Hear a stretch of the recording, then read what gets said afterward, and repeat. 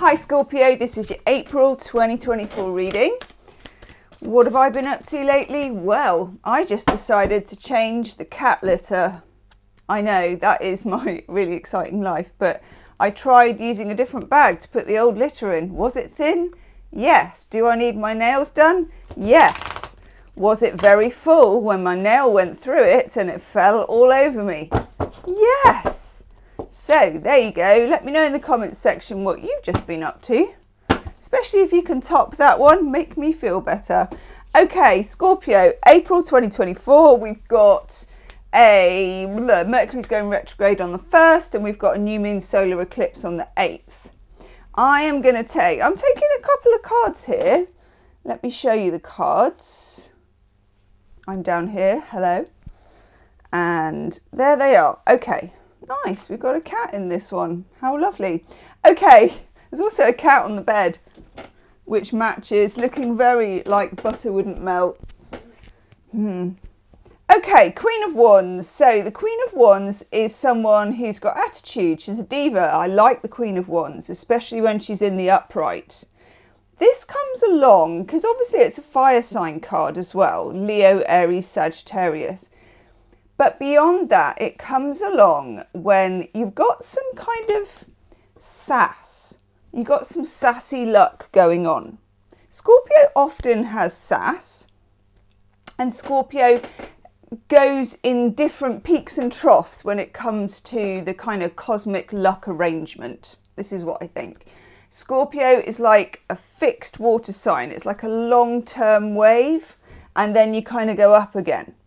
So this is an up. The Queen of Wands is an up. You have the power. You're feeling powerful. You're feeling like you can take control of a situation that I think, and I can't believe this, but the sun has just literally come out the second I started my video. So I'm going to put that there.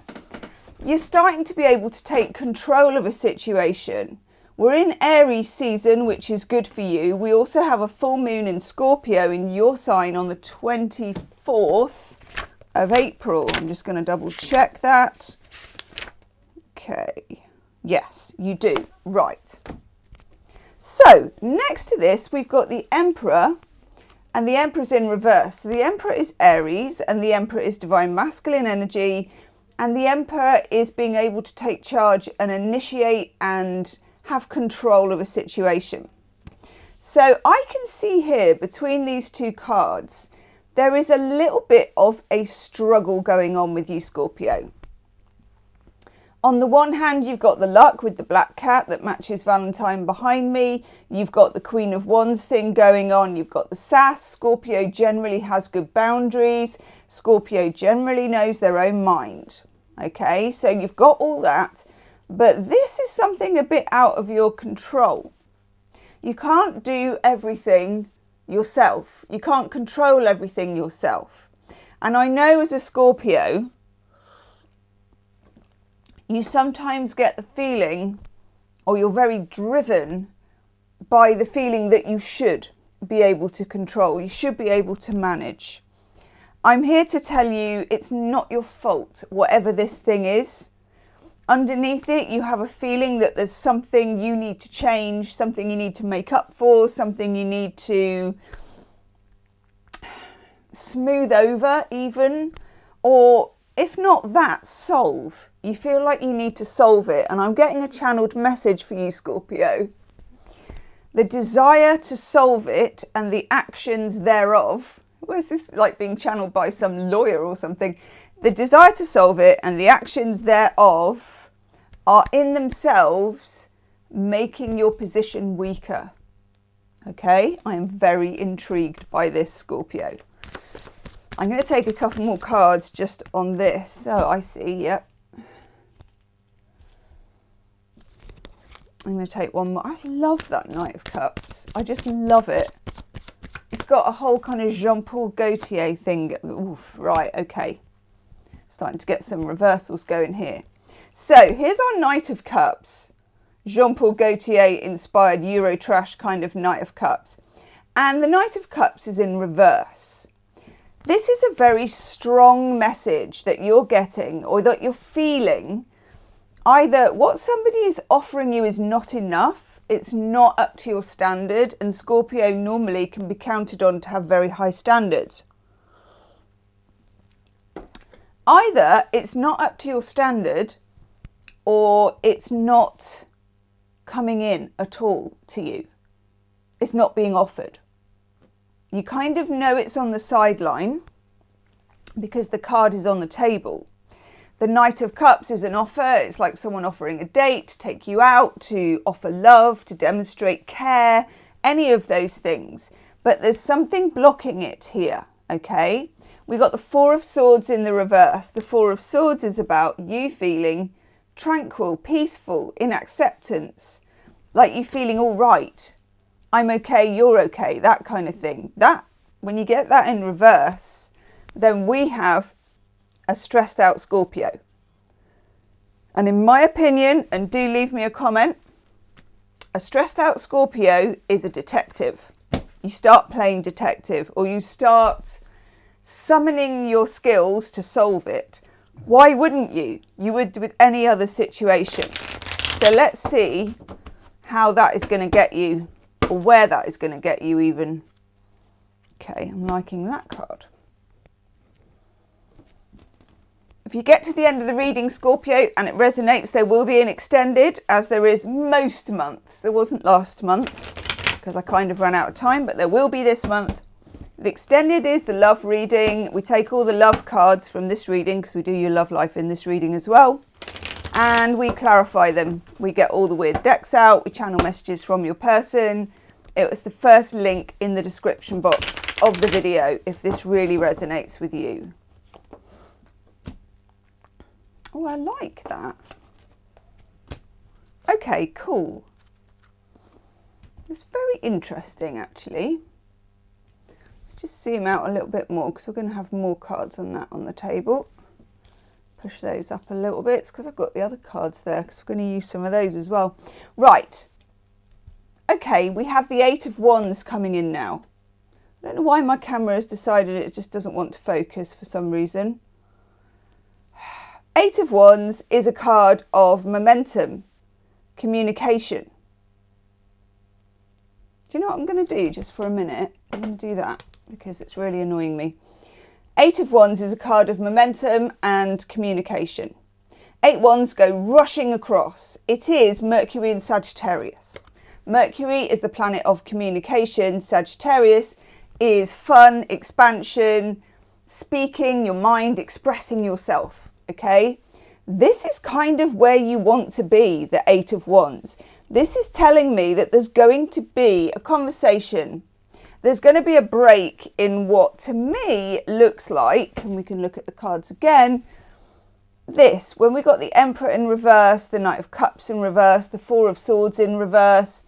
This is a stubborn block kind of mentality. It's some love not coming forward, some love not being accessed. Stress and worry about this fact. No one taking charge. Divine Masculine not stepping up. And Queen of Wands not going to sit back and take that lying down, I'm afraid. Which I like. Eight of Wands is momentum change. So thank God something comes in that breaks that cycle.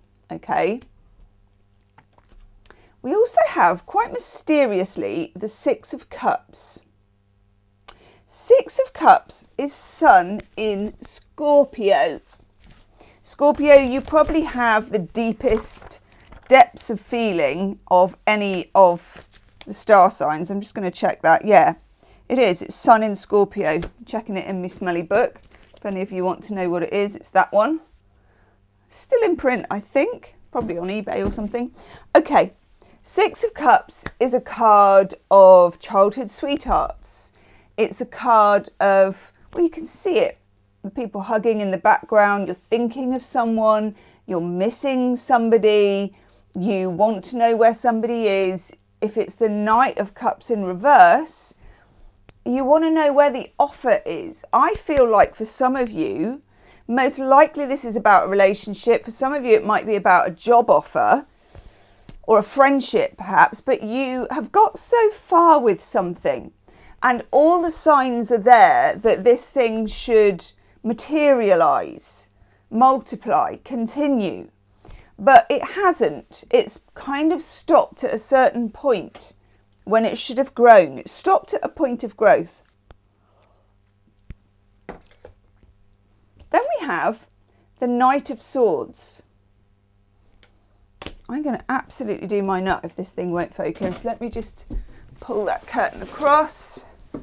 And I think it probably will then. Yes. Okay. Come on, behave, camera. Knight of Cups. Sorry, Knight of Swords. The Knight of Cups is the one in the reverse. Knight of Swords is in the upright. Knight of Swords is Gemini, Libra, Aquarius. It represents air signs, communication. It's not as romantic as the Knight of Cups, but it is communication, and it goes with the Eight of Wands. So what I'm thinking is going to happen around, because we've got Mercury retrograde from the 1st of April all the way through the month till about the 25th. Oh, for the love of God. Yeah, anyway. And I think there's going to be a conversation between you and somebody important, whether that's a love person, a job person. They're important, okay? And I think that conversation is going to be quite intellectual. I think what might be lacking in that conversation at the moment is the Knight of Cups, which is simply the romantic or the love side, the emotional side. But I found for a few of the other signs as well, letting your head rule your heart during Aries season while Mercury's retrograde and we're in kind of eclipse season is not a bad idea at all. So I don't mind that. I don't mind that. What's going to stand in your way? I want to take a shadow card for this. Wow. Literally, one just span round and just invited itself into my hand there. The shadow card is the Ace of Swords. That's interesting. Ace of Swords, of course, is about clarity. And your shadow here is that you are not, I think, emotionally clear on what the situation is. You can get information and you will get information. But there's something here about feeling kind of high priestess energy, even though it's not on the table. I feel like for some of you, you can sense, as Scorpios do, like a bloodhound, that there is something a bit off, that there is something you would very much like to get to the bottom of, and yet don't have that opportunity yet, okay? What's standing in the way here is clarity. We've got Mercury retrograde all month. When you're in Mercury retrograde energy, searching for clarity is not a normal linear thing. So normally, if you want clarity, you would ask more questions, pay more attention, do some deductions, and come up with an answer. In Mercury retrograde, it's a bit more nebulous than that. Okay, in Mercury retrograde, you're sort of looking at something which is two different things at once. In other words, in the situation or with the person that you're talking about, there are two things that are true at the same time. And I used to do classics at university. We studied ethics, did classics and philosophy and theology. We did ethics. We were learning about Kant. I think he's German or Swiss philosopher. He was talking about there isn't much trouble when you've got something good and something bad. So in other words, if you are presented about this person that you're dealing with, that this much about this person was good, but that much about this person was bad, If the bad massively outweighed the good, you would think to yourself, I'm going to jog on. You know? It's Cartman out of South Park. Screw you guys, I'm going home. It's that kind of energy. You're not presented with that. You're presented with what Kant calls your normal kind of ethical difficulty, which is, it's neither good nor bad. You've just got two things here that you know about this person. It could be you feel and sense they are a good egg, and yet the words coming out of their mouth are contrary to that. It could be that you feel there might be something off about their character and their moral compass, but the words coming out of their mouth are good. So this is essentially a bit of a mystery about somebody that you would quite like to solve. Okay? Scorpio, the other channeled message I'm getting for you is, don't let the thrill of the chase take you off course. And I don't mean the thrill of the chase in a shallow sense. I mean it in a very deep sense that all of us humans have. So we're talking about that kind of scientific experiment. I think it's Pavlov or something like that. You know, when they give the rats a treat in the experiment and the rats behave, they thump the hammer or whatever they do in the horrible thing. When they take the treat away, they don't act and do anything. When they give it intermittently, so they're giving you a bit now and again, but you don't really know why, so they start working overtime. This is about intermittent reward. Don't let what could amount to intermittent behaviour excite the detective within you and make you keep going for the carrot. Okay? Now, it's not going to be the case with everybody, but you might feel like it is a bit, and it is worth some investigation. We have the 9 of Cups here, which is rather glorious. This is about not being distracted by whatever is going on, but instead sticking in your own lane and wishing for what you actually want in your life. Not just about this particular personal thing, but the happiness you want to feel. So in other words, if you want something that feels easy and good, you want to manifest something easy and good. If this feels difficult and bad, it will fall away the more you come into your own personal power about feeling powerful and good. We've got the Page of Swords in reverse. Anything here to do with texting, chat groups, you know, like WhatsApp chat groups, can't even know, like friend groups, that kind of thing. Multiple messages with this person that aren't actually face to face or on the phone talking or anything like that. And social media, they're not your friend at the moment. You want to get down to a form of communication that is much more pure. 5 of Cups, there is something that you need to consider, you need to let go of. There is some disappointment you need to admit to yourself, and then it can leave the scene. Okay? This is very interesting, Scorpio. 7 of Wands, Mars in Leo. Now, one of your rulers is Mars. Mars in Leo means you're going to be pushed in this situation to actually say what you want, what you feel, and where your boundary is. It's going to push you that far. But I'm rather pleased that it is, because I think it needs to come to that. And I feel that, yes, 8 of Swords in reverse, it frees you. You know, you're like this, you don't know, you can't tell. This frees you. This is most likely to come about around the 24th, 25th, 26th. We've got a full moon in Scorpio and we've got Mercury going direct. Okay, I'm just going to double check that for you, Scorpio. But I like the look of this for you. Yeah, we do. Mercury goes direct the next day. So it's like your full moon in Scorpio kind of blasts that Mercury back, you know. I'm going to give you a love card. What do we need to know?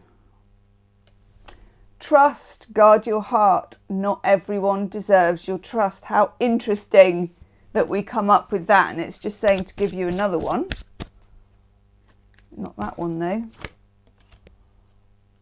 Surprise.